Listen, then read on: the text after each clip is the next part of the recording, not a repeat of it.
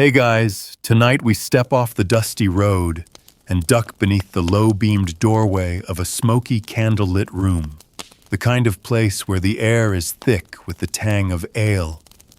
The sound of a hurdy-gurdy grates faintly in the background, and you're never quite sure if the stew will burn your tongue or bite back. You're walking straight into a medieval tavern where the floors creak with secrets and the fire crackles like it's sharing the latest gossip. It's loud, it's rowdy, and frankly, you probably won't survive this place without getting into at least one dicey conversation with a drunk knight, a toothless bard, or a barmaid who's got sharper elbows than her boss's dagger. This isn't your modern pub with a jukebox and a draft menu. It's a stew of human smells, mysterious brews, and raucous tales shouted across splintered tables. So before you get comfortable, take a moment to like the video and subscribe, but only if you genuinely enjoy what I do here. And let me know in the comments where you're watching from and what time it is. Always love seeing the night owls and time travelers pop in. Now dim the lights, maybe turn on a fan for that soft background hum, and let's ease into tonight's journey together. You stumble in from the rain-soaked alley, mud clinging to your boots, your cloak dripping, and the torch above the tavern door flickering in protest of the wind. You've followed the smell of wood smoke and spiced ale, hoping for warmth, maybe a little news from the road, or just a spot to rest your aching bones. The moment you push the door open, everything changes. A wave of heat smacks your face. The scent of roasted onions, unwashed bodies, and wet straw fills your nose. The door slams shut behind you with a thud, and for a brief second, all eyes turn your way. You're the newcomer, and in a place like this that makes you interesting or dangerous. The room is low-ceilinged, lit by sputtering tallow candles and a roaring hearth at one end. Smoke swirls above you like a slow-moving ghost. There's barely any glass in the windows, just oily parchment stretched across wooden frames, keeping out the worst of the weather, but doing nothing for the cold drafts that snake along the floor. You spot a trestle table near the fire, half empty, maybe yours, if no one claims it in the next few seconds. You nod at the tavern keeper, a barrel-chested man with arms like ham hocks and eyes like boiled turnips. He doesn't smile. No one in his profession does not, unless you've got coin, and even then it's a gamble. Still, he gestures vaguely toward the table and bellows something to a girl with frizzed hair and stained apron. She disappears behind a curtain.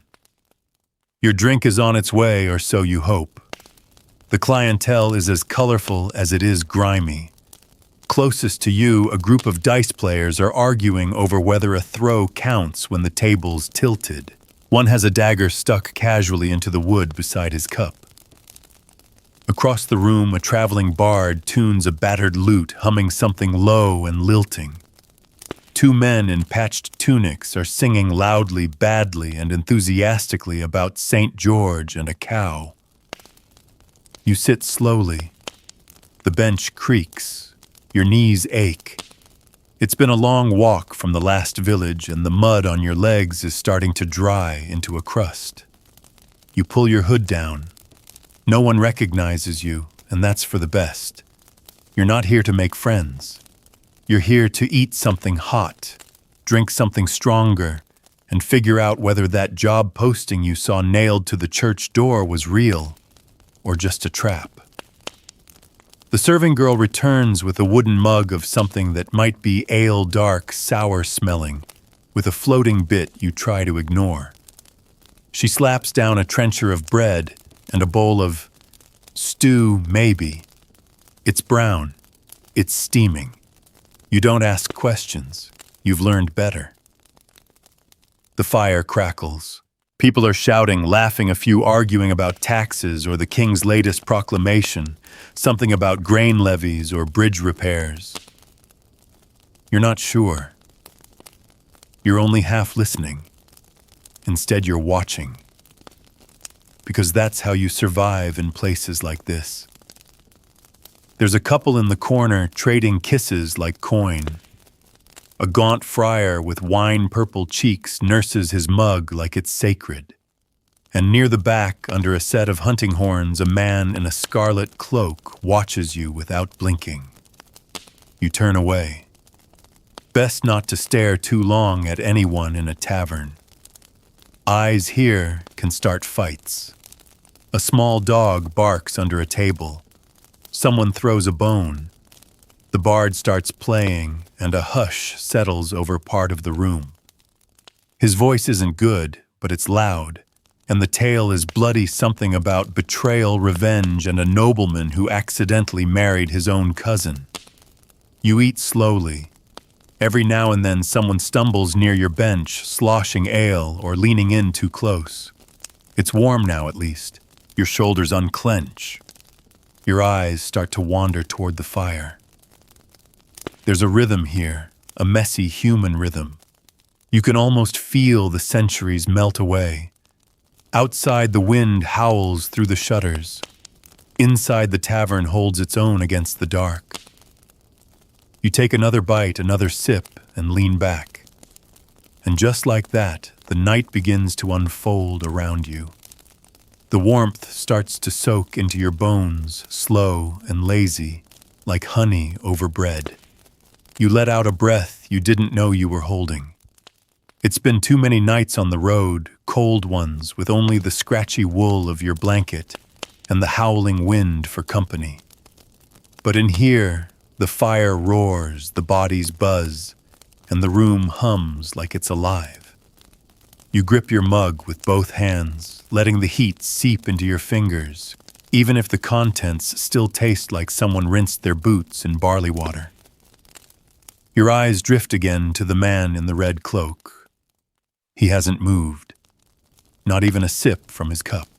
He watches the room like a hawk, watches mice still and silent, and just a little too interested in nothing at all. You've seen men like that before, messengers, bounty hunters, sometimes just lonely traders who've stared too long into the fire and forgotten how to blink. You shift your gaze, careful not to meet his again. No need to tempt fate. Instead, you focus on the table beside you, where a few farmers in muddy tunics are deep into a drinking game involving slapping each other's hands and trying not to spill. One of them, rosy-cheeked and round like a ripe apple, laughs so hard he snorts into his ale. Another curses and wipes his face, and they both erupt into a bout of shoulder-thumping mirth that almost topples the bench. No one cares. That's the beauty of a tavern. It's the one place where nobody expects much from you, except to pay your tab and mind your own business. A soft hand brushes your shoulder. It's the serving girl again, this time with a pitcher. She tops off your mug and raises an eyebrow, half curious, half cautious. "Just you?" she asks, her voice husky from shouting orders all night. You nod. She shrugs like she's seen worse, then disappears into the chaos again. You get the sense she knows everyone's story, or at least everyone who's survived long enough to come back a second time. The regulars all seem to know her name. You don't, and that's probably for the best. The fire pops behind you, shooting a cascade of tiny sparks up the chimney. You shift on the bench and glance toward the hearth. That's where the real community gathers, older men with stories to trade, a pair of washerwomen unwinding after a long day elbow-deep in laundry, and a boy with wild hair and a flute too big for his hands. He's not playing, just cradling it like he's waiting for the right song to come to him. Suddenly, the front door slams open, letting in a gust of freezing air and a man with the storm still clinging to his cloak. Mud spatters across the floor as he stomps in. The entire tavern stills for half a second. Not in fear, just that low animal instinct that sniffs out trouble the way a hound does. The man lowers his hood. Just another traveler, wet, scowling, and looking for a drink. He makes a beeline for the bar, and the room exhales again. The dice game resumes. The bard tunes his lute. The laughter stirs back to life. You've started to relax, but not too much. You know these places can turn on a coin, literally. A bad wager, a spilled drink, a whispered insult, any of it could flip the mood from warm to wicked in a heartbeat. You've seen it before. You once watched a man get thrown into the pig trough over a dispute about who invented the spoon. You didn't ask. A burly fellow with a broken nose drops down beside you without invitation. He grunts a hello, already chewing a mouthful of dried beef, and slaps his mug onto the table hard enough to splash your sleeve. You slide it back a few inches and give him a polite nod. He smells like smoke and onions and sweat, and he grins like he knows it. You brace yourself for the questions: where you're from, where you're headed, what you've got in your buttsong, but none come. He just eats and drinks in silence, occasionally wiping his mouth with the back of his hand. Eventually he stands and gives your shoulder a firm, almost brotherly thud. Quiet ones live longest, he mutters, and then he's gone. You take that as both advice and a compliment. The bard finally begins to play. The tune is soft at first, just a whisper of strings and a lull of voice, but the words carry something about a lost love and a river that never stops calling her name. You can't make out all the lyrics, but you feel the ache in them. A few heads nod in time. Someone hums along. The mood shifts again, slow and dreamy. Even the drunk farmers pause their game. You sip your ale. It doesn't taste any better than before, but it goes down easier now. The stew's gone cold, but you pick at it anyway, mostly for something to do. The bench under you is hard. Your back is sore and your boots are still damp. But for a moment, none of that matters. You're here, inside, alive, and wrapped in the strange, smoky cocoon of a world that hasn't changed in centuries.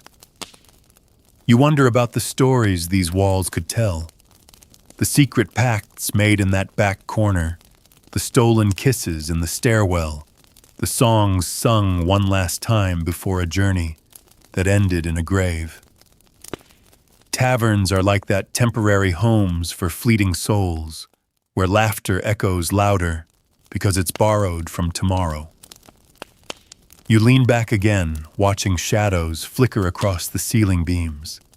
Above you, bundles of dried herbs dangle from nails, warding off sickness, or so they say. Someone nearby is arguing about how best to salt fish for winter.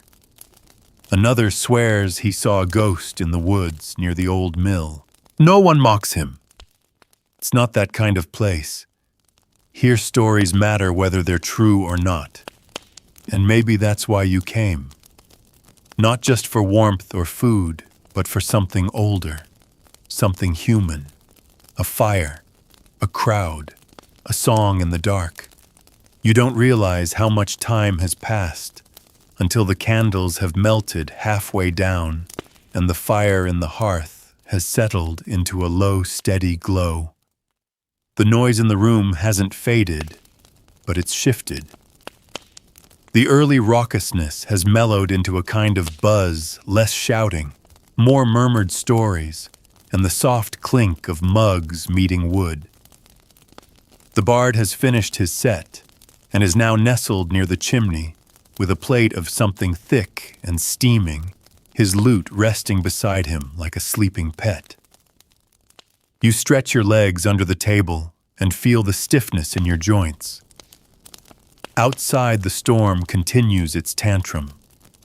Wind rattles the shutters. Rain drums on the roof. But inside this ancient tavern, you are wrapped in something almost sacred, human warmth. The murmur of 100 voices in no particular rhythm, and the subtle way your body stops being cold without you even noticing. Behind you, someone clears their throat, a rough scraping sound that slices through the background din. You turn your head slightly, careful not to look too directly. An old man has taken the seat beside the fire, wrapped in a cloak that might once have been blue. His beard is wild, curling over the rim of his cup, and his eyes have that watery, faraway gleam that comes from seeing too much or forgetting too little. Around him, the room subtly leans in. You do too, just enough to catch the edge of his voice as he begins. It's a story, of course. They always are. In places like this, there's no such thing as idle talk. Every tale is an offering, a way to buy a little warmth, a little company, or a little attention. He speaks of a ghost that lives beneath the tavern floorboards. Not a scary ghost, a helpful one. It knocks 3 times if your drink's been poisoned. It rattles the beams if someone enters with a knife under their cloak. Some say it's the spirit of the tavern's first owner, a brewer who died defending his barrels from a tax collector. Others say it's just rats. But even the most skeptical patrons don't laugh. Not loudly, anyway. You sip your ale again, slower now. The heat has made you sleepy. Or maybe it's the sound of that creaky old voice weaving images in your head like cobwebs in candlelight. You picture the ghost, watchful, protective, maybe a little bored after a few centuries. You look down at the floor. Just wood. But your foot brushes something small and round, a coin half buried in the straw. You glance around. No one notices. You leave it there. The room stirs again as a group of travelers shuffle in from the storm.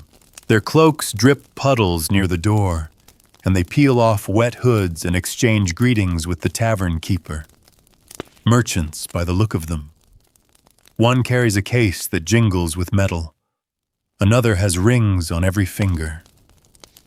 They take a table near the window, and within minutes they're trading news, something about a bishop's caravan getting robbed on the road to York, and rumors that the new toll bridge was built with stolen church stones. The kind of talk that makes you realize how small the kingdom is and how far stories travel. The serving girl swings by your table again. She tops off your mug with a wink and leaves behind a small plate of dried apples and cheese without a word. You didn't order it. You're not sure you even want it. But you take a piece anyway, the waxy rind sticking slightly to your thumb. It tastes like nothing you remember, but somehow still feels familiar. Salty, tangy, sharp with the memory of goats and hillsides and farmers who'll never step foot in this room. Across the way, a dog snores beneath a bench. It twitches in its sleep, chasing dream rabbits through straw. A man 2 tables over nods off his head, dropping into his chest with a soft snore that earns him a gentle nudge from his drinking partner. No one leaves yet. Even though the hour creeps deeper into the night, no one is in a rush to go back out there. Not into the wet blackness, not into the silence. You wonder about the rooms upstairs. There must be a few beds maybe if you can afford them. Or hay piles if you can't. The tavern keeper hasn't said a word to you since you arrived, but he keeps looking your way. Not hostile. Not friendly either. Just measuring.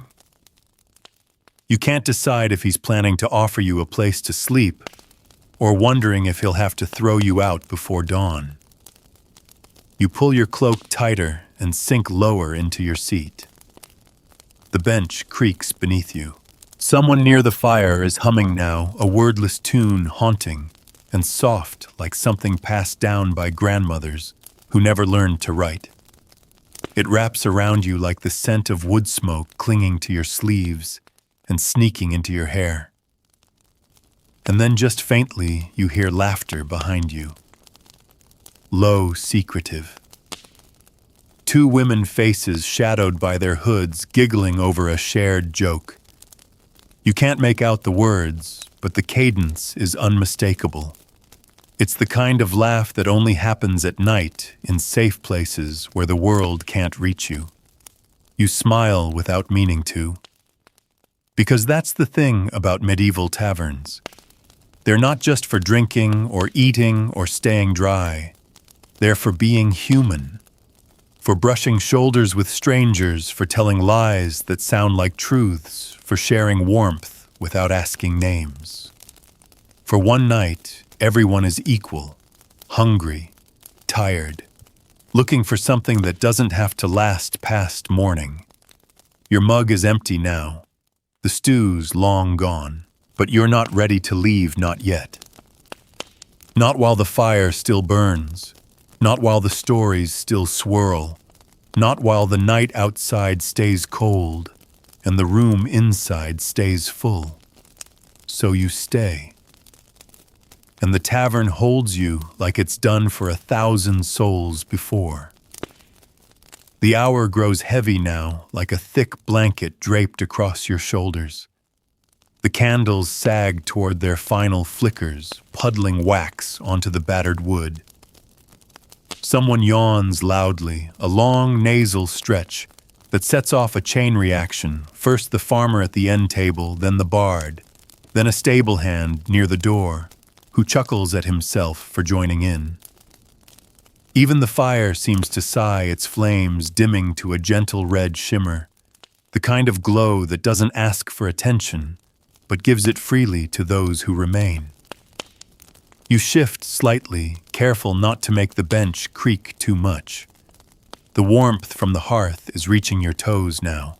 Your eyes drift again up to the ceiling, where dried garlic braids swing lazily with the draft, then across to the timber beams blackened from years of smoke and stories. Every inch of this tavern is soaked in memory.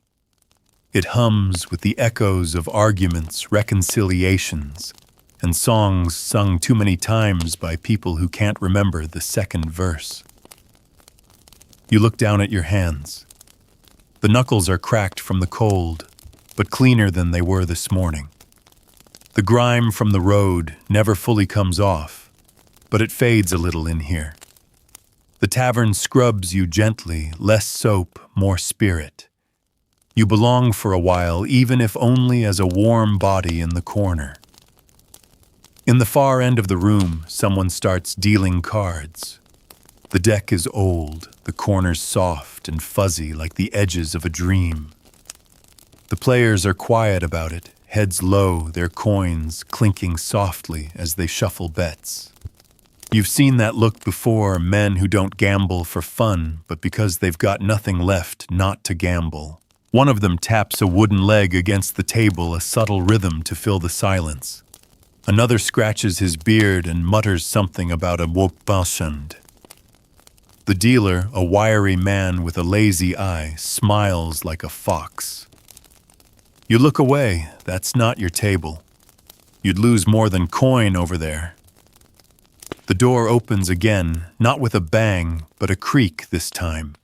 A young boy steps in, barely 12, soaked to the bone, clutching something wrapped in cloth. A few heads turn.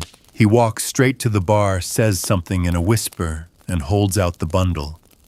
The tavern keeper nods, doesn't even ask.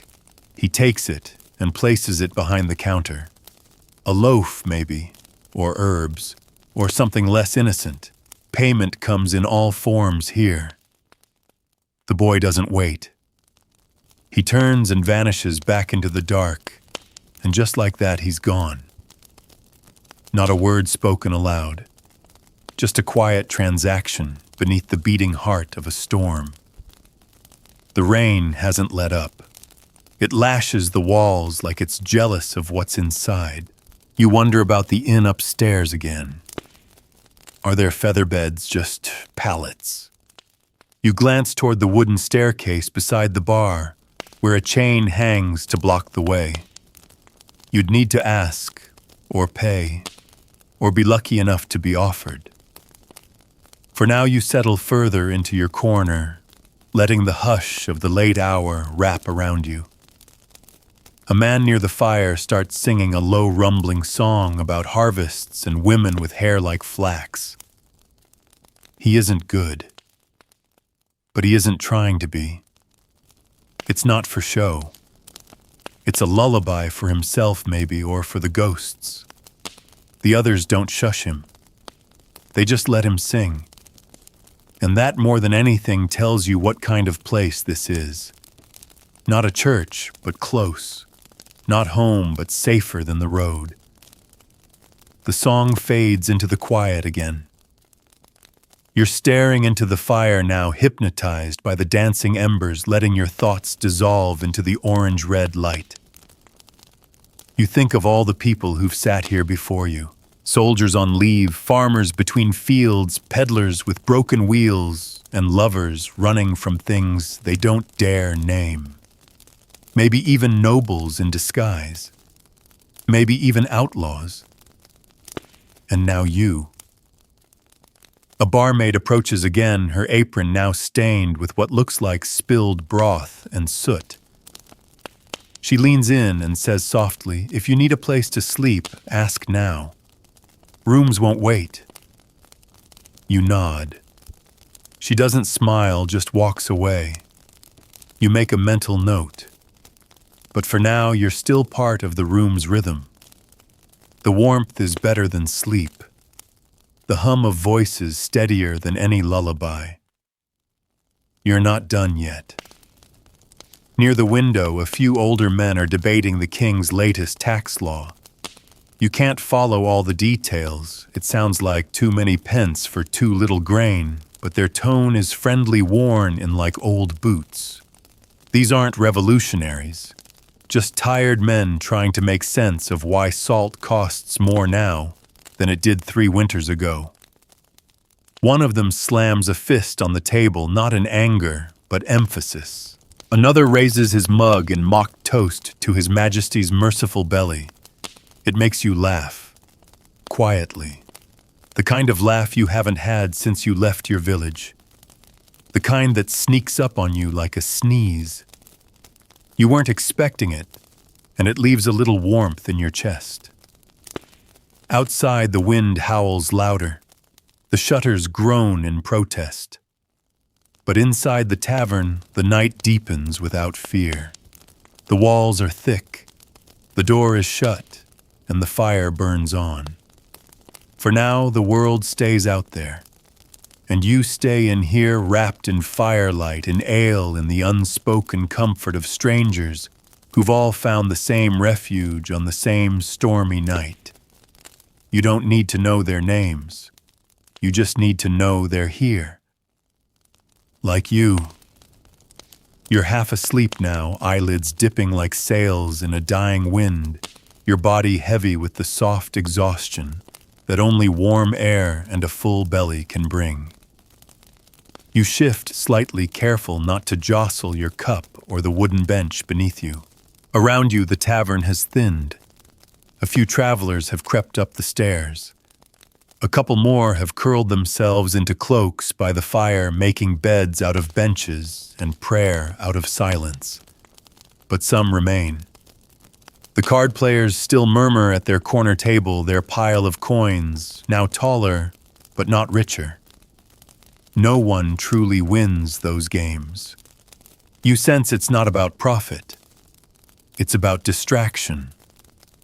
About pretending the outside world doesn't exist for another hour or two. You glance again toward the tavern keeper. He's wiping a mug with a rag that looks like it's been in service since the last king died. His face is unreadable, part butcher, part priest, part warden of this strange little underworld. You finally catch his eye. He holds the stare for a heartbeat too long, then nods once toward the stairs. It's your chance. If you want to sleep in a bed tonight, that's the signal. But still, you don't move. Something about this moment clutches at you, this quiet in-between, where time stretches, and you feel suspended in a kind of timeless net.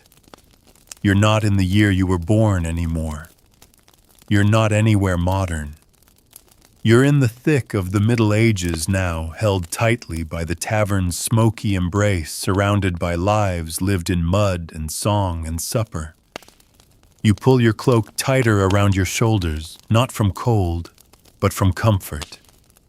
You don't want to lose the warmth you've collected tonight. At the far table, the man with the scarlet cloak has finally stood. He leaves behind a few coins, nods once to the tavern keeper, and slips out the door without a sound.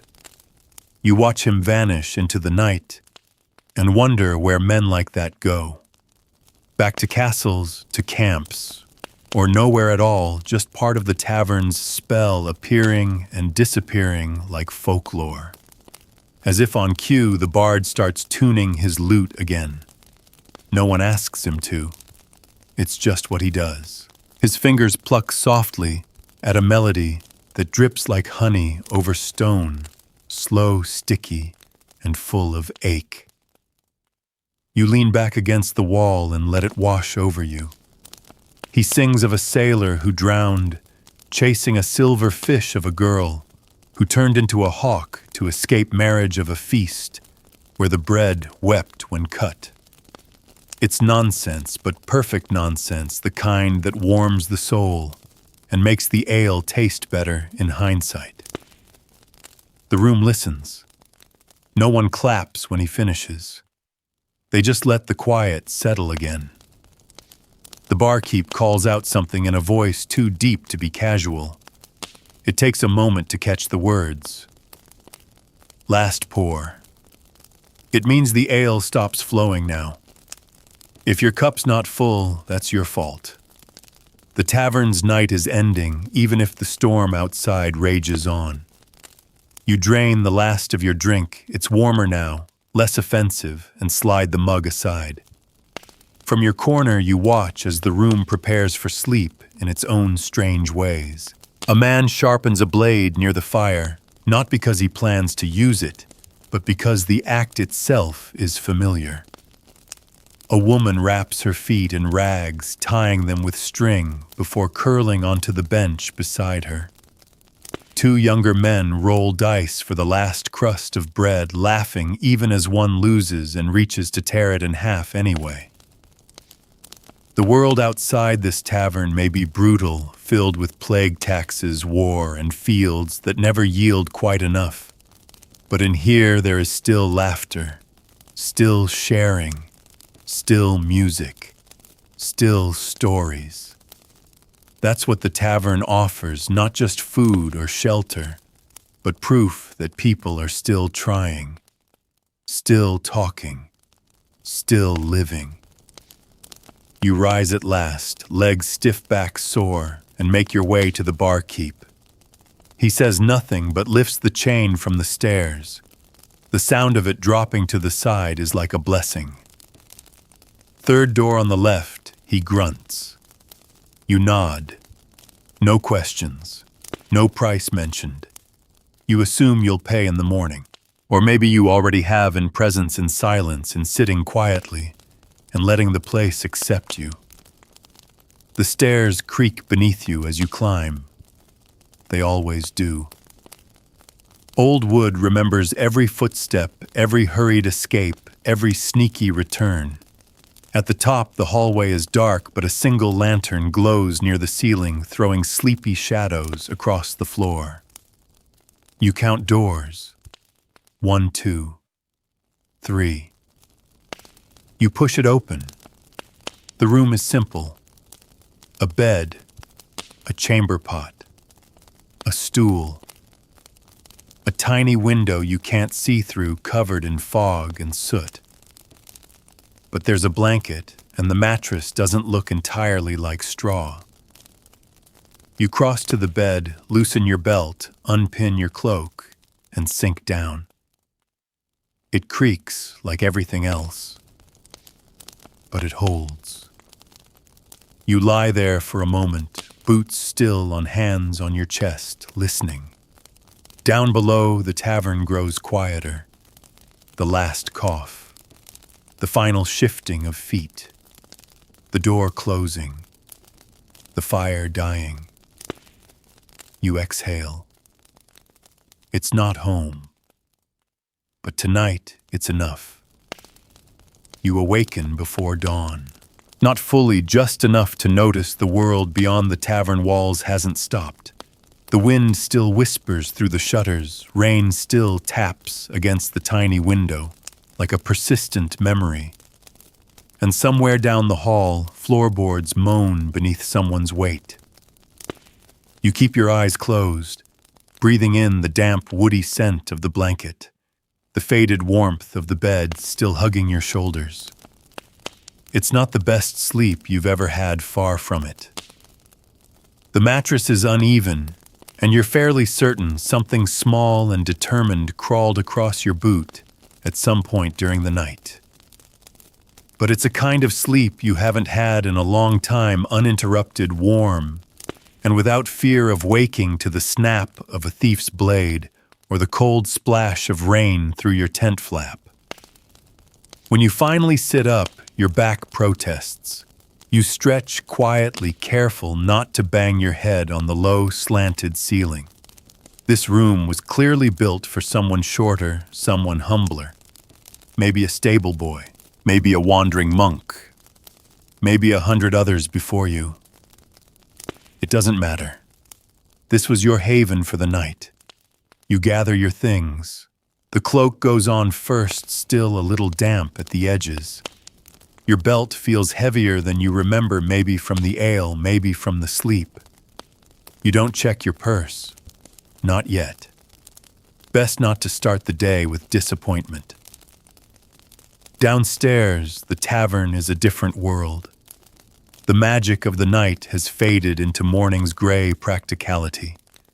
No songs, no laughter, just the scrape of benches being reset and the hiss of water on the hearth as the embers are stirred back to life. The barmaid is already sweeping her hair, tied up her sleeves, rolled to the elbow. She nods at you without a word, the way people do when they've seen you sleep and now know something unspoken about you. You nod back. The tavern keeper is at the bar drinking something that steams. Not ale, not wine. Something bitter and herbal from a chipped mug that's older than both of you.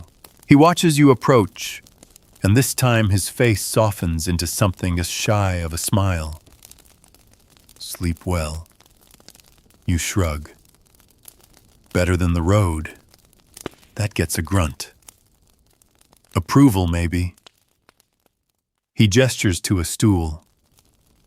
You sit. He places a crust of bread and a wedge of cheese in front of you, followed by a wooden cup of watered wine. No words, no bill. This is breakfast. You eat slowly. The bread is rough, the cheese a little sour, but it fills your belly and makes the morning less cruel. As you eat, the tavern begins to stir again. A woman in a patched shawl limps in from the street, shaking out the rain and calling for hot broth. A boy carries in firewood, stacking it near the hearth with a clatter. Somewhere outside, a rooster crows like it's offended by the sky. The town, or whatever passes for one, is waking. You drain your cup, set it down, and finally cautiously check your purse. It's lighter. Of course it is. But not empty. A fair trade, you think. Shelter. Food. Warmth. And a night's worth of safety in exchange for a few coins, that's more than most ever get. You rise, adjusting your pack, nod once more to the tavern keeper. He doesn't offer a farewell, just returns to his steaming mug and the slow, deliberate act of waking up. Outside, the road is wet, the sky low with thick gray clouds that haven't quite decided whether to rain or wait. Mud sucks at your boots. The wind bites your ears. But you're moving forward again. Still, you pause once more at the door, turning back to take in the tavern from the outside. It's not impressive, just wood stone and smoke curling from a slanted chimney.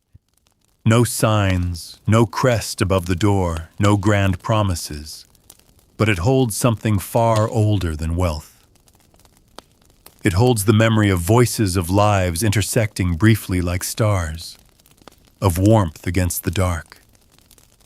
And that stays with you.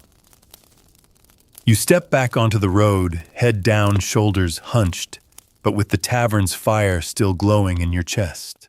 And as you walk away, you begin to hum not the bard's song exactly, but something close, a little tune for the road ahead. The road stretches out ahead of you like a question you're not quite ready to answer.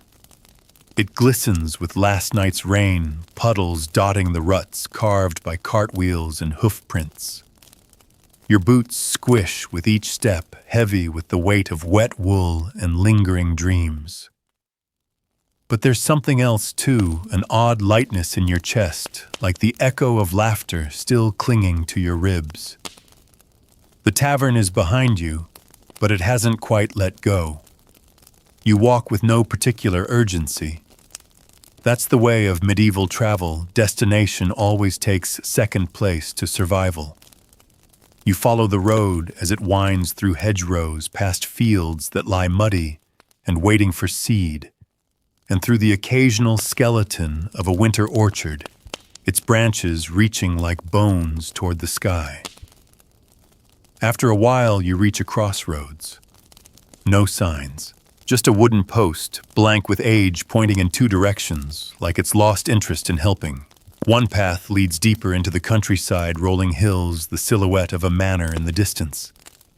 The other curves toward a collection of rooftops, barely visible through the mist. You choose the village. It's barely midday when you arrive. That same wet chill clings to the buildings, timber frames and wattle and daub walls, roofs, thick with moss and sagging from centuries of rain. Children run barefoot through the mud, shrieking with laughter. A woman wrings out a tunic over a bucket. A man with a cart full of turnips shouts something unintelligible at a goose. Life here moves slowly, but not quietly. You nod to a blacksmith hammering at something unseen inside his forge. He doesn't nod back, but you feel his eyes track you until you're out of range. You pass a weaver's shop, a cooper's yard, and finally another tavern, smaller than the last, hunched between two leaning buildings like it's trying not to be noticed. You don't go inside. Not yet. Instead, you find a bench near the market square where a few traders have laid out scraps of cloth, bundles of herbs, and strings of dried fish. You sit. You listen. And you realize something: each village has its own hum, like a song played on different instruments. This one is higher pitched, more brittle, less ale, more gossip. Less song, more barter. Eventually, curiosity pulls you up again. You drift into the tavern's open door, not for rest, but comparison. Inside, it's darker. The air is dry and dusty instead of warm and smoky. Fewer people. No bard. No fire crackling in welcome. Just a barkeep wiping down a table and a thin man coughing into his elbow. A single dog snores beneath a stool, twitching as it dreams. It's a tavern, technically, but not yours. You don't stay. Back on the road, You consider that realization, how a place you barely knew for a few hours could feel like yours. Like home if only for one night. Maybe that's what makes the best taverns special. Not the food, not the ale, but the invisible stitching between strangers that holds you for a moment in a world that otherwise demands you keep moving. By late afternoon, your stomach reminds you that breakfast was bread and hope. You fish out a piece of dried meat from your pouch, chewy tough and vaguely smoky. As you walk, you chew. You think. You wonder if the bard has sung another song by now, or if the red-cloaked man has returned with news. You wonder if the serving girl is still wiping down tables, or has slipped upstairs for a moment's rest. You wonder if someone new has walked through that same heavy door and claimed the bench you left behind. The road keeps unwinding. You pass another traveler cloaked and muddy with a pack that jingles slightly. You nod. They nod. No words. Just acknowledgement, two souls passing on the great road of maybe and maybe not. As dusk threatens the horizon, you consider where you'll sleep tonight. No towns nearby. No monasteries. Just the wind, a hedgerow, and whatever stars the clouds allow. You find a spot beside an old stone wall, barely tall enough to block the wind, but better than nothing. You huddle into your cloak pack as a pillow, one hand resting on the hilt of your belt knife. The ground is cold. The night is colder. But in your mind, the tavern still glows, and you remember the sound of voices, the smell of hearth smoke, the hum of song, and the quiet comfort of strangers not asking too many questions. You close your eyes to that memory, not to the cold. And for a moment, you feel warm again. The stars blink awake one by one, veiled slightly by shifting clouds, their light too faint to warm you, but just enough to remind you that the sky still watches. You lie there under that canopy, wrapped in your cloak, stiff from the damp ground, but strangely calm. The night has its own rhythm out here, no laughter, no music, just the whisper of the wind through grass and the distant hoot of an owl with secrets you'll never know. Sleep, when it comes, is shallow and scattered. You dream of firelight and card games of footsteps on creaky stairs and the slow rise of steam from a wooden mug. You wake once to the rustle of something in the underbrush, too big to be a rat, too small to be a threat, and you drift off again, the memory of the tavern wrapped around you like a second blanket. By dawn, you're colder than you've been in weeks. Your joints ache, your fingers are stiff, and your back feels like it was used as a plow. You stand slowly stretching, brushing dew from your cloak, and begin walking again before your muscles can convince you to sit back down. There's no road this time, just a trail half overgrown that winds between thickets and the remains of fallen walls. You pass under a grove of bare-limbed trees where ravens gather and chatter, like old men arguing about taxes. The air smells like damp moss and ash. You find yourself humming again, the bard's melody trailing after your footsteps like smoke from an extinguished fire. Eventually you reach another village, if you can even call it that.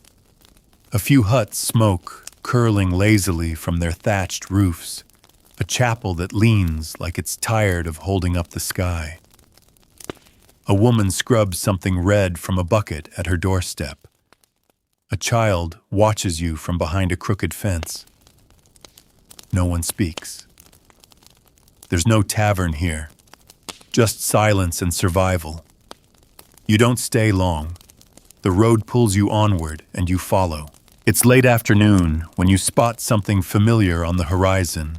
Another sign of life, another squat building with a slanted roof and a door that faces the road like an invitation and a warning. This one's larger than the last few villages. You see carts, livestock, smoke from multiple chimneys. The scent of boiled cabbage mingles with the sharper tang of tanner's waste. You step into the market square. Chickens scatter. A man yells about turnips. Somewhere a woman is singing a lullaby to a baby on her hip, though the child is already asleep. You pass the blacksmith, the cobbler, the candle maker, and then there it is, another tavern. It's different, of course. They all are. This one has a carved sign swinging from a rusted hook. The Pale Boar, it reads. The paint is peeling, but the door is open, a sure sign that strangers are welcome, or at least tolerated. Inside, the air is thicker than it should be. Less wood smoke, more sweat, and boiled onions. A single hearth glows half-hearted and unenthusiastic. The room is packed and farmers, traders, even a few soldiers hunched in the corner, their cloaks still speckled with mud. The sound is louder here, more urgent. Not joy, but necessity. People drink not for celebration, but to forget, to loosen the grip of hard weeks and harder winters. You slip in, nod to the tavern keeper who barely glances up and find a seat near the wall. The bench wobbles. The table is sticky. Your boots leave small puddles on the floor. You feel out of place not because you're a stranger, but because you're still carrying the ghost of that other tavern, the one with the ghost who knocked 3 times, and the bard who sang of girls turning into hawks. Here no one's singing. The serving girl brings you a drink. It's bitter, too warm. You sip anyway. Around you the tavern breathes with exhaustion. There's no magic here, no mystery. Just meat and noise and people trying not to be crushed by the world. You stay a while, not long, just enough to rest your feet and chase the cold from your bones. You leave a coin. You don't say a word. And then you're outside again, the door swinging shut behind you like a sigh. The sun is beginning to set. Another night approaches. But you know you won't find that same fire again, not tonight. Still, you keep walking, because part of you hopes maybe irrationally that down one of these roads, around one of these bends, the tavern will be there again. Not a copy, not a similar place. That tavern, the one that wrapped around you like a story, the one where you were just another soul on a bench listening. You know better, but you still hope, because that's what travelers do. They chase warmth even when it's only ever found once. The sun dips lower as you follow the bend of the road, casting the landscape in a soft golden hush. Long shadows stretch across the path, reaching out like tired fingers from hedgerows and crooked trees. You pass a shepherd guiding a cluster of sleepy sheep toward a gate, his cloak whipping in the breeze, and his dog circling the flock like a silent warden. He doesn't speak to you. He just nods, one traveler acknowledging another. No questions, no demands, just motion. Your legs ache, the kind of ache that doesn't come from walking, but from wandering. You've been in motion for so long that the idea of stopping feels foreign, even dangerous. Still, there's a quiet rhythm to your steps now. The road no longer feels like punishment. It feels like penance. Up ahead, the trees thicken. The path narrows, pressing you between their trunks like they're testing your intent. There's something about twilight in a medieval forest, half magic, half menace. You can't tell whether you're more afraid of wolves or what isn't real.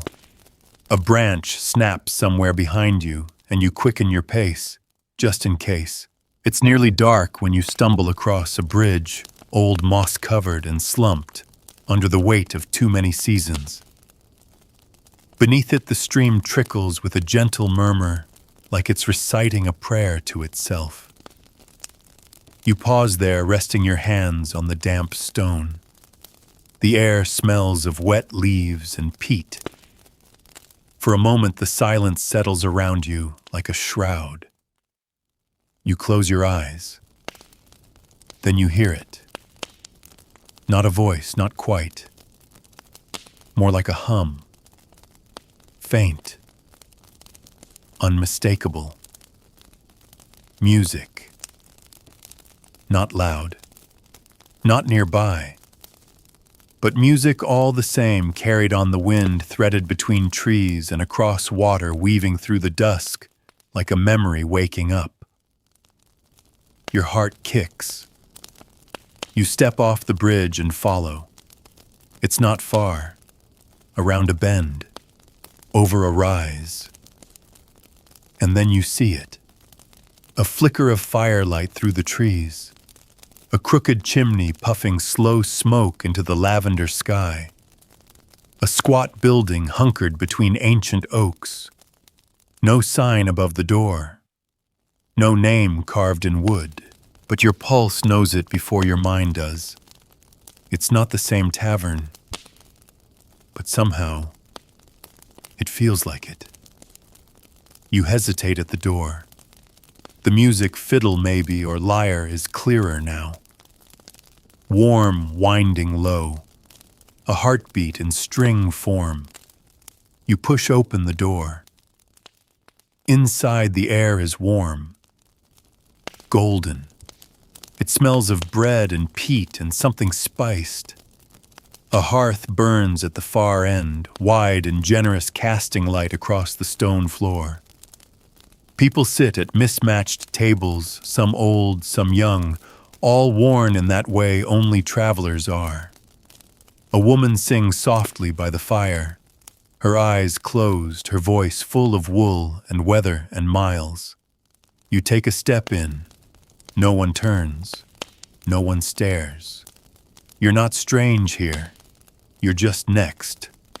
The barkeep, an older woman with steel-gray hair tied back in a braid, glances up, nods once, and gestures with her chin toward an empty bench near the window.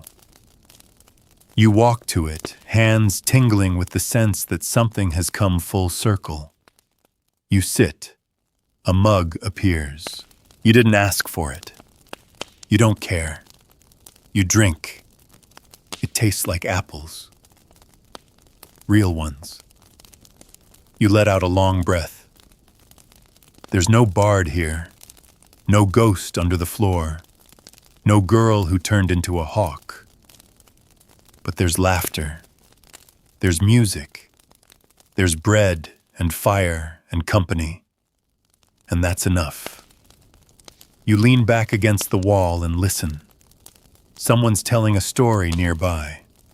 Something about a knight who forgot his sword. Someone else swears they saw a dragon, though he might have meant a fat snake. No one corrects him. They just let him speak. You smile. Not with your mouth, but somewhere deeper. The road has many taverns, but only a few of them matter. And tonight, you've found another one. You sit in silence for a long while, letting the tavern's heartbeat wash over you. The warmth seeps back into your skin like sunlight after too long in the cold. You loosen your cloak, stretch your legs under the table, and feel your muscles slowly remembering how to relax. It's strange how quickly the body recognizes safety, not just shelter, but safety. This isn't just a roof and a meal. It's a pause, a breath, a place between places. The mug before you is half empty now. The cider has gone lukewarm, but you savor each sip like it's a relic from a forgotten orchard. Across the room, the woman who was singing has gone quiet. She sits now with a steaming bowl in her hands, smiling faintly, as she listens to an old man retell the same story for what is clearly not the first time. The tale involves a mule, a wedding, and something about a flaming wheelbarrow. It's completely ridiculous. Everyone knows it, but no one interrupts. That's the rule here. If the story's good enough to be remembered, it's good enough to be repeated.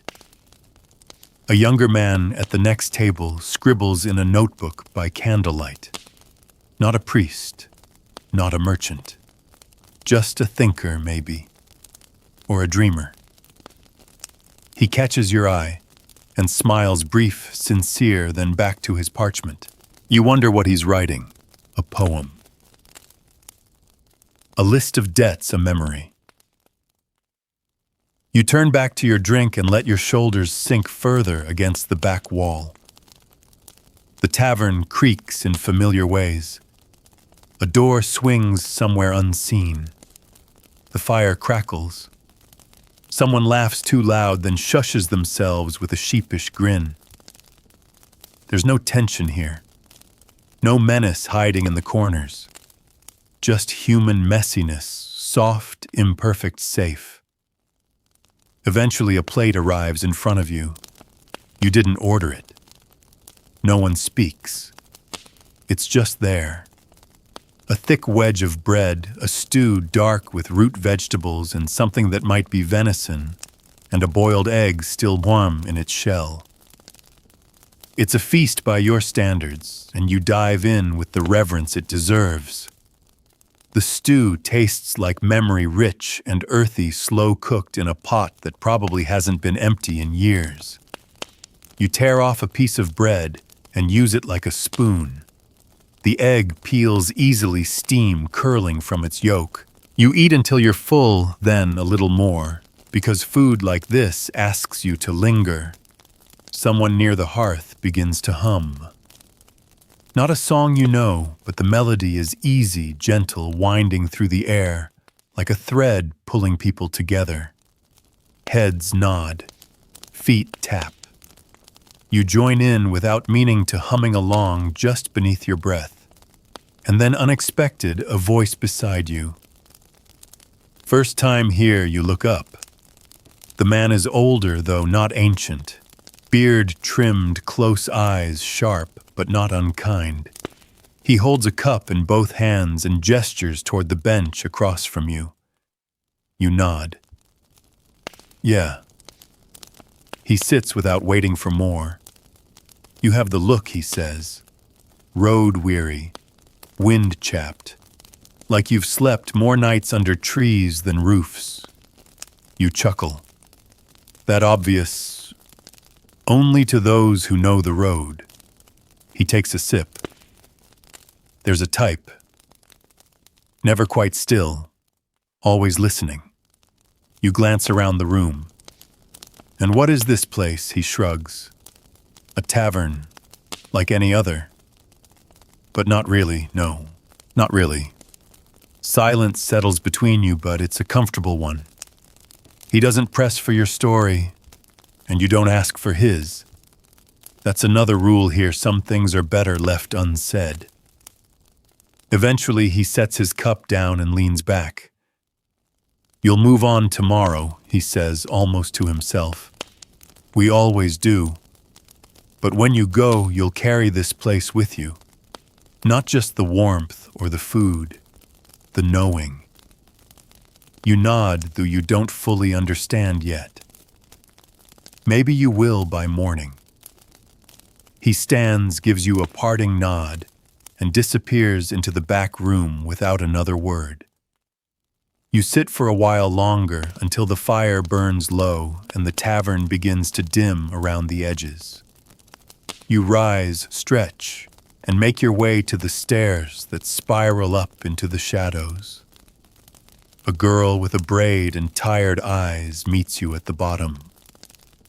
Second room on the left, she says, already turning away. The room is small. A bed, a stool, a shuttered window. Familiar. Comforting. You peel off your cloak, let it fall, and sink into the mattress with a sigh so deep it feels like the exhale of the road itself. As sleep rises to claim you, you hear faint murmurs below laughter. Footsteps, a fire popping softly. You close your eyes with one final thought. You found it again. Not the tavern, but a tavern. And in this life, that's enough. You sleep deep and dreamless. No wolves, no whispers. Just the slow velvet black of complete rest. When morning breaks, it's not the cold that wakes you, or the hunger, or even the creak of someone walking downstairs. It's the stillness. The rare kind. The kind you only notice when it's gone. You stretch in the narrow bed, blink up at the low wooden ceiling, and let yourself lie there for a moment, memorizing the weight of the blanket and the way the light creeps through the shuttered window in thin gray lines. No rush, no one banging on the door, no bell calling for labor, just the soft domestic shuffle of another day in a place that expects nothing from you. Eventually you rise. Your body complains less than usual. Your boots are still damp, but not soaked. Your cloak smells faintly of wood smoke and apples. You collect your things in practiced silence, fingers tracing the worn edges of your pack and the frayed stitching on your belt pouch. Downstairs, the tavern is hushed but alive. A few travelers are already hunched over bowls of porridge and mugs of something hot. The barkeep from the night before is at her post, hands moving with casual precision, wiping, pouring, nodding. She sees you, gestures with her chin, and a bowl of thick oat porridge arrives a minute later, topped with honey and a few wrinkled berries. No charge, no conversation. You eat with quiet reverence. The food settles you, grounds you, reminds you how long it's been since you felt full and at ease. Around you, the tavern breathes chairs, scraping spoons, clinking voices low and calm. No urgency here, no noise to cut through. When you're done, you leave 2 coins on the table. The barkeep sees but doesn't acknowledge it. That's her way of saying thank you.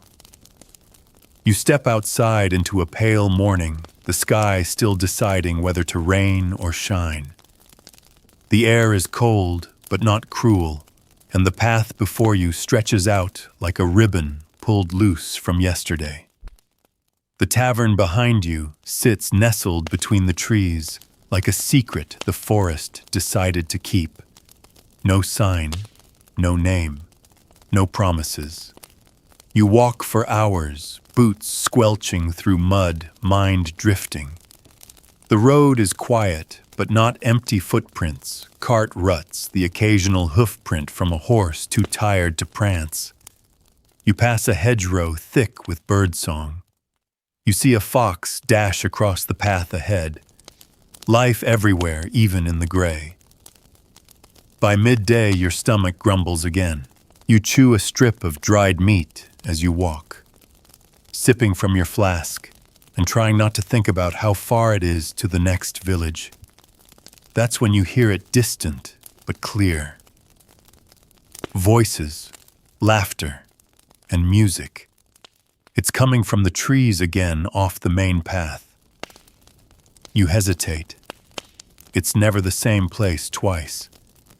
But still, you follow. The woods part into a clearing, and there it is. Another building, different shape, different wood, but that same smell, bread and fire, damp boots drying on a hearthstone. The same sound of chairs dragging cups clinking and someone arguing about something trivial with passionate certainty. Another tavern, another fire, another chance to sit, to listen, to rest. You don't ask how it's possible. You don't ask if it's luck or magic or something older than both. You just push open the door, step inside, and let it hold you again. There's a man near the hearth carving something into wood. A dog stretched out under a table, one ear twitching. A young girl at the bar polishing mugs with far too much care. You take your seat. You don't need to order. They know what to bring. You let the moment wrap around you again, because you're starting to understand something you couldn't before. Taverns like these aren't on maps. They find you when you need them most. And if you're quiet, if you're grateful, they let you stay. For a night. For a story. For a song you'll hum on the road long after the fire's gone cold. The afternoon slips by in layers, bread crusts, and candlelight, murmured stories, and shared glances between strangers. You sit in your corner again, your back to the wall, the fire flickering just to your left. Every sound in this new tavern feels familiar now. The creak of the bench, the sighs of travelers settling in for warmth, the gentle thud of boots kicked off and forgotten beneath tables. You've stopped wondering where these places come from. You no longer question how they appear just when your strength is thinning, or how the food tastes like something from a childhood you never had. You've stopped trying to find logic in the pattern. Now you just listen. You absorb. A man across the room is telling a story about a ship that sailed upstream against the current with no oars, no sails, and no crew. He insists it was real. He gestures with a crust of breadcrumbs flying like punctuation marks. His companions laugh, challenge him, but they don't disbelieve. Not entirely. That's the power of the tavern. It suspends disbelief not just in stories, but in people. You find yourself trusting the untrustable, listening to the impossible, and nodding at tales that would earn a scoff anywhere else. But here a man can say he saw a knight jousting a ghost and no one laughs him out of the room. You finish your cider and consider leaving. Your body's rested, your mind quiet. You should move on. You could, but something holds you. Not fear, not laziness, just the understanding that moments like this don't last forever, and rushing ruins them. So you stay. A serving boy no more than 10 refills your mug with surprising grace, nods at you once, then disappears into the kitchen. He doesn't ask who you are or where you came from. No one does. That's another mercy of these places. Anonymity is sacred. No backstories. No explanations. You glance toward the window. The sky outside is changing again, bleeding from afternoon gold into the bruise of early evening. Somewhere a bell tolls faint from a distant chapel tower you didn't know existed. That's when you hear the footsteps. Not loud, not rushed, just steady, purposeful. You look up and see her enter, cloaked, dust-covered eyes sharp from the road. She pauses in the doorway, taking in the room. She sees you, nods. You nod back. She's like you.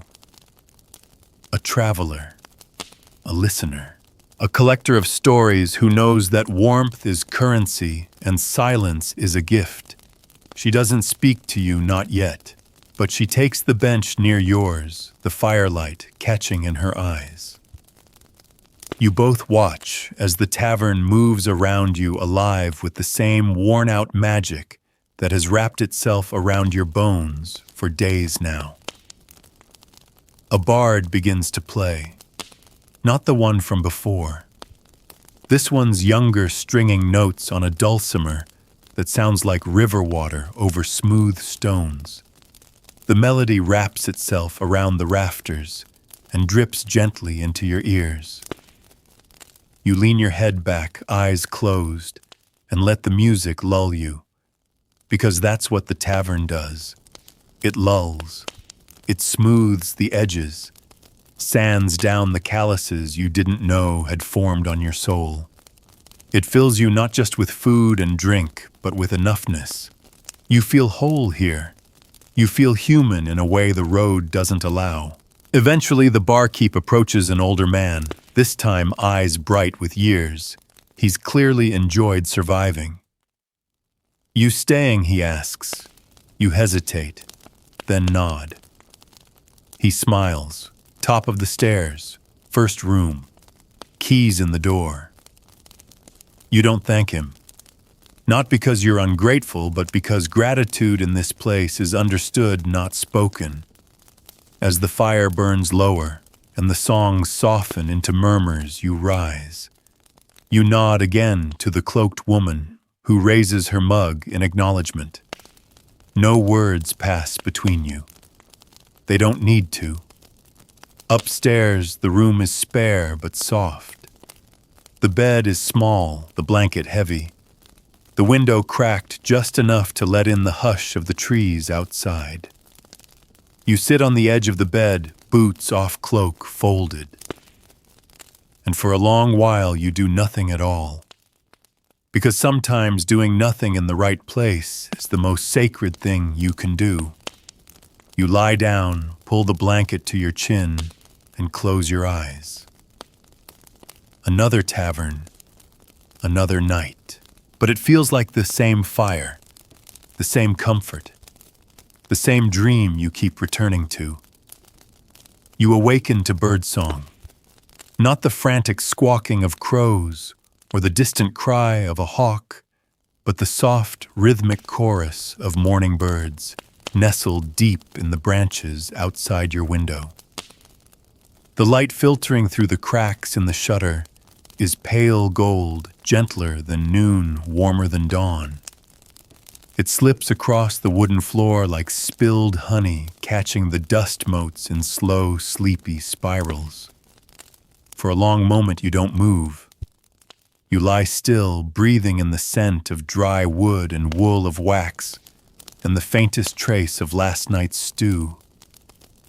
You feel the weight of the blanket, the indent of the straw mattress beneath you, and the stillness inside your own bones. It's not just rest, it's restoration. You swing your legs over the edge of the bed, your toes meeting cool floorboards. The ache in your knees is less than usual, the stiffness in your back a little softer. You stretch slow and deliberate, then reach for your cloak, hanging where you left it dry now, and a little less travel-worn. When you descend the stairs, the tavern is once again transformed. The fire's embers glow beneath a fresh pile of kindling. The tables have been wiped down, the mugs stacked neatly behind the bar. A few early risers murmur over bowls of porridge. A merchant reads a letter aloud to himself. The bard from the night before is gone, but his dulcimer rests by the hearth, as if waiting for the next song to arrive. The barkeep nods at you as you reach the bottom step. Porridge, you nod. He gestures toward the same bench as before. It's open. Waiting. You sit. A few moments later, a bowl of warm oats appears in front of you, drizzled with a spoonful of something sweet, maybe honey, maybe cider reduction. You don't ask. You just eat. Across the room, the cloaked woman from last night is tying her pack. She catches your eye and gives you that same nod traveler's language for "I see you." I trust you. We won't meet again. You raise your spoon slightly in return, and she's gone. You linger over your meal. There's no rush here. No one tapping their foot, no bell tower announcing your next duty.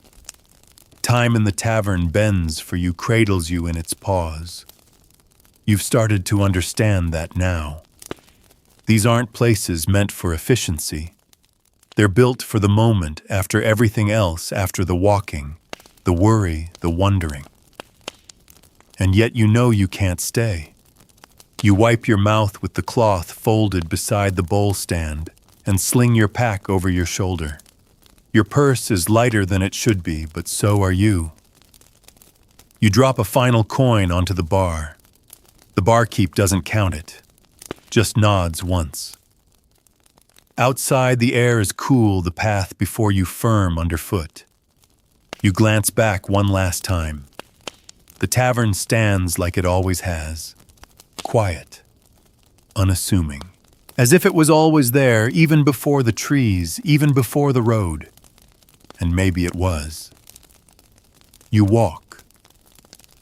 By midday, the clouds roll in. A soft drizzle begins speckling your cloak with dark patches. You pull the hood up and continue on one step after another, the rhythm of travel returning to your body like a forgotten melody. Hours pass. A village appears on the horizon, tucked against a river, its rooftops steaming with chimney smoke. A dog barks. A bell rings. A mill wheel turns lazily in the current. People move through their tasks with that medieval blend of purpose and fatigue. You pass a man pushing a cart of hay, a woman herding ducks, two children sword-fighting with sticks. You ask about the nearest tavern, and a boy points with a gap-toothed grin. Down the lane near the well. You follow. But when you reach it, when you open the door, it's just a building. A room with chairs, stale bread, a man snoring in the corner. No fire, no music, no weight in the air. Not a real tavern. You stay long enough to drink something bitter and wet, then move on. Because now you can feel the difference. You've learned to tell the ordinary from the sacred. The hearth that's warm from firewood versus the one that's warm from stories. You've learned to recognize the stillness that isn't just quiet, but welcoming. You'll find another one.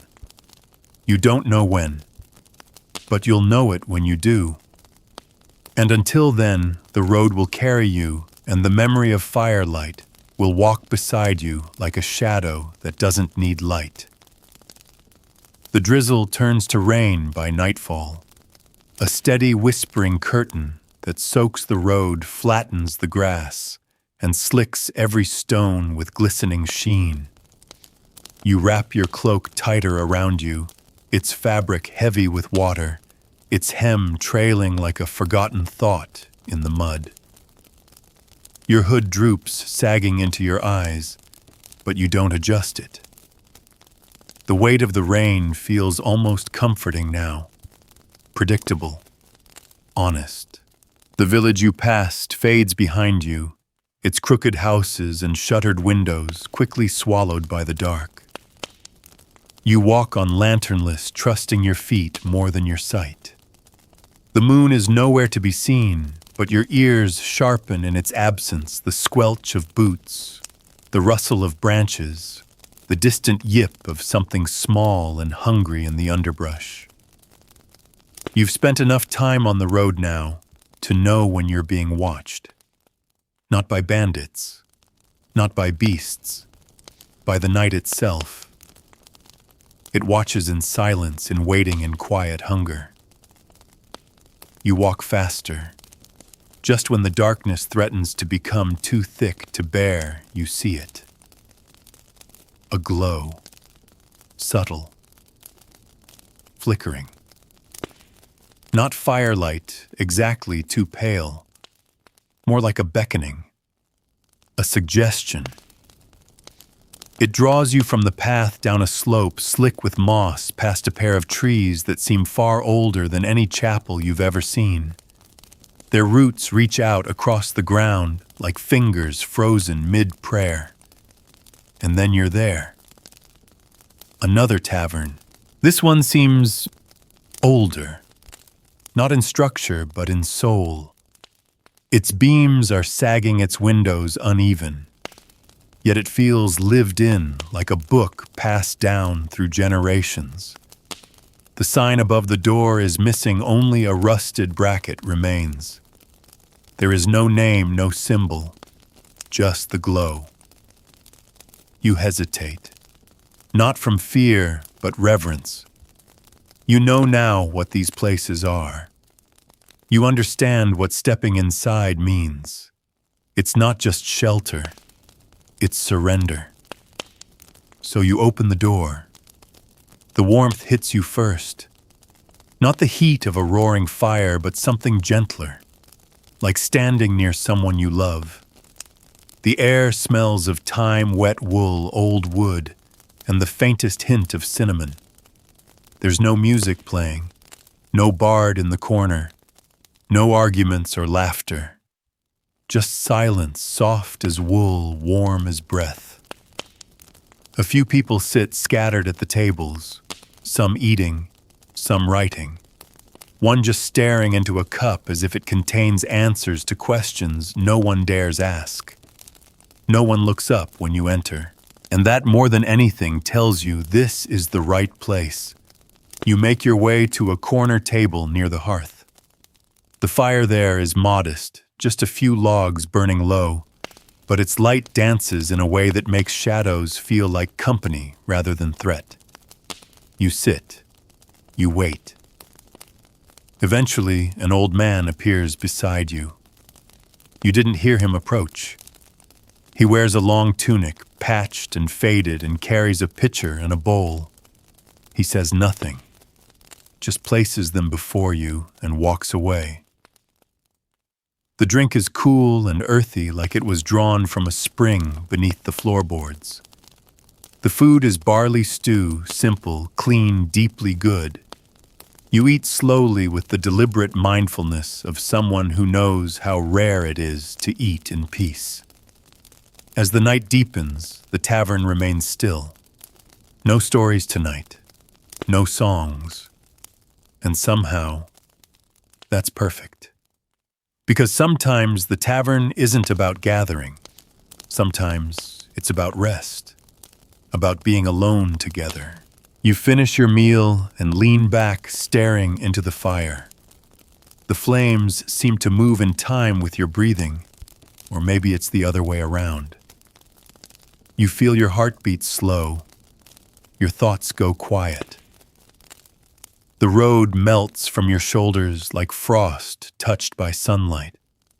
Eventually, the old man returns. He gestures toward a door in the back. No words, just that silent, familiar invitation. You rise and follow. The room is spare. A cot, a blanket, a bowl of clean water, a single candle burning low. You sit on the edge of the bed and stare at the flame, your mind thick with memory and smoke. So many taverns, so many nights, each one different, each one the same. You lie down the blanket, cool against your skin, and close your eyes. You're not running anymore, not chasing, just resting, held, sheltered, seen. The tavern watches over you as you sleep quiet and eternal, its walls full of the stories you carry and the ones you've yet to tell. You wake to silence, not the hollow kind, but the full velvet kind, the sort of silence that feels like a hand resting gently on your shoulder. The candle is long dead. The embers in the hearth downstairs are nothing more than a soft orange pulse through the floorboards. The bowl of water beside the bed reflects nothing now, but you feel cleaner just for having been near it. You sit up slowly, feeling the weight of sleep slip off your shoulders like a well-worn shawl. There's no stiffness this time. No clinging aches from stone roads or rain-soaked boots. Your body has remembered rest. Not just sleep, but rest. And that's rarer than anything. You dress, quietly, methodically, the way all travelers do when they've stayed somewhere too long and don't want to disturb the magic. Your fingers brush the edge of the cot as you rise. You don't say thank you aloud. You know this place doesn't need words to understand. Downstairs, the tavern is empty. No guests, no barkeep. Just chairs tucked in bowls stacked neatly, and the glow of a new morning beginning to push its way through warped glass and rough shutters. The fire is out, the hearth cold.